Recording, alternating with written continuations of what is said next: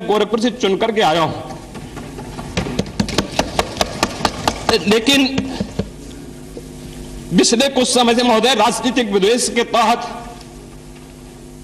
मुझे जिस प्रकार से राजनीतिक पूर्वाग्रह का शिकार बनाया जा रहा है, मैं केवल आपसे अनुरोध करने के लिए आया हूं, क्या मैं इस सदन का सदस्य हूं या नहीं हूं, और क्या यह सदन मुझे संरक्षण दे पाएगा या नहीं दे पाएगा। अगर सदन मुझे संरक्षण नहीं दे सकता है, तो मैं आज ही सदन को छोड़ करके वापस जाना चाहता हूं।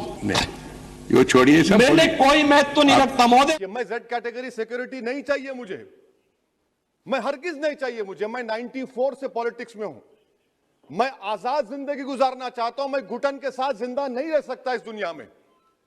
मुझे जिंदा रहना है तो अपनी आवाज उठाना है, मुझे अब जिंदा रहना है तो सरकार किसी के उनके खिलाफ बोलना है, और अगर गोली लगती है तो मुझे कबूल है, मगर मैं घुटन की जिंदगी नहीं गुजार सकता। सर, मेरा मानना यह है कि संविधान में अगर देश के गरीबों को, मजलूमों को, अल्पसंख्यक समाज को सिक्योरिटी मिलेगा तो मुझे मिलेगी। सर, आपकी चिंता हमें है ना सर, मैं सिक्योरिटी दे रहे हैं सर आपको नहीं। सर, देश के गरीब बचेंगे तो मैं बचूंगा। ओवैसी की जान इखलाक पीलू से बढ़कर नहीं है सर। ओवैसी की जान उस वक्त बचेगी जब गरीब की जान बचेगी।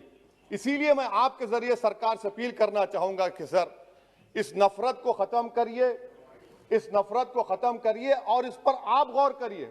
मैं नहीं लूंगा सिक्योरिटी, मैं जेड कैटेगरी नहीं चाहता हूं सिक्योरिटी। मुझे ए कैटेगरी का शहरी बनाइए आप, मुझे एक कैटेगरी का शहरी बनाइए ताकि मेरी और आपकी जिंदगी बराबर हो। जब देश के प्रधानमंत्री पर सिक्योरिटी ब्रीच हुआ, अपोजिशन की तरफ से मैंने कहा था कि गलत हुआ। सब सेकुलर पार्टी के लोगों ने कहा कि ओवैसी तुम क्यों बोले। मैंने कहा नहीं, देश का प्रधानमंत्री मेरा है, सिक्योरिटी ब्रीच हुई तो एक्शन लेना चाहिए। मगर 4 मर्तबा के एमपी पर कोई 6 फीट के फासले से 4-4 गोली चलाता है।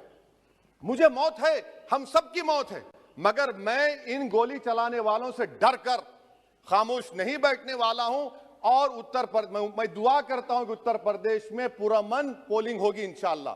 उत्तर प्रदेश की जनता गोली चलाने वालों का जवाब बैलेट से देगी, नफरत का जवाब मोहब्बत से देगी, और कमजोरों को दबाने का जवाब हिस्सेदारी से देगी।